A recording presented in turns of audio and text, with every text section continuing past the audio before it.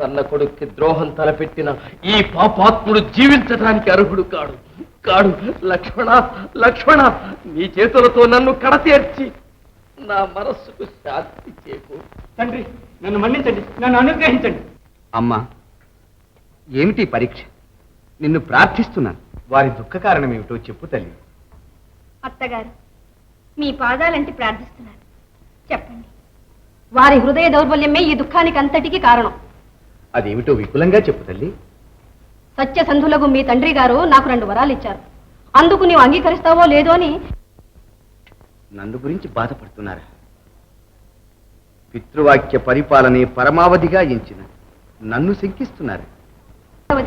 నీవు నారు వస్త్రములు ధరించి 14 ఏళ్లు అరణ్యవాసం చేయడం. సాలించి దూర్చురాలా!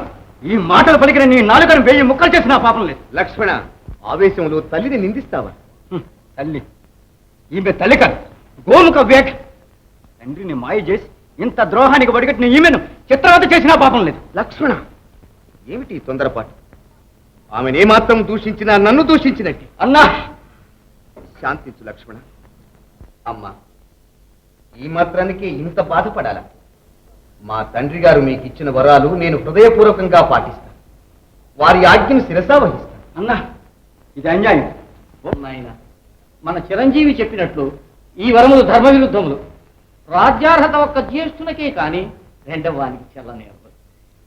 మీరు చెప్పింది యథార్థం. కానీ రాజ్యార్హత కలిగిన నేను మా తండ్రి మాటను అనుసరించి ఆ బాధ్యతను ఇప్పుడే భరతునికి అప్పగిస్తున్నాను. అన్నా, ఏమిటి ఈ దారుణం? ఇటువంటి ధర్మ విరుద్ధమైన నిర్ణయాన్ని చేయడానికి తండ్రి గారికి అర్హత లేదు. లక్ష్మణ, ధర్మాధర్మాలు ఆలోచించే నేను ఈ నిశ్చయానికి వచ్చాను. పితృవాక్య పరిపాలన ముందు రాజ్యము ఐశ్వర్యము నాకు తృణప్రాయం. ఎవరెన్ని చెప్పినా సరే నా నిశ్చయాన్ని మార్చుకోవటం అసంభవం. సుమంత్ర, మీరు ఇప్పుడే భరతుని రావించి పట్టాభిషేకానికి తగిన ఏర్పాట్లు చేయించి నేను ఈ దినమే అరణ్యానికి వెడుతున్నాను. ప్రభు, అవును సుమంత్ర, మీ బాధ నాకు తెలుసు. కానీ తండ్రి ఆజ్ఞను శిరసా వహించటం నా ధర్మం. నా ప్రయాణానికి ఏర్పాట్లు చేయించండి. తండ్రి, ప్రభువులైన మీరే ఇలాంటి అన్యాయానికి ఆమోదిస్తారా? ఈ వార్త మా తల్లి కౌసల్యాదేవికి తెలిస్తే ఆ మాతృహృదయం ఎంత క్షోభించిపోతుందో గ్రహించారా? ఆ తల్లి మీకు ఏ అపచారం చేసిందని ఎంతటి శిక్ష విధించారు?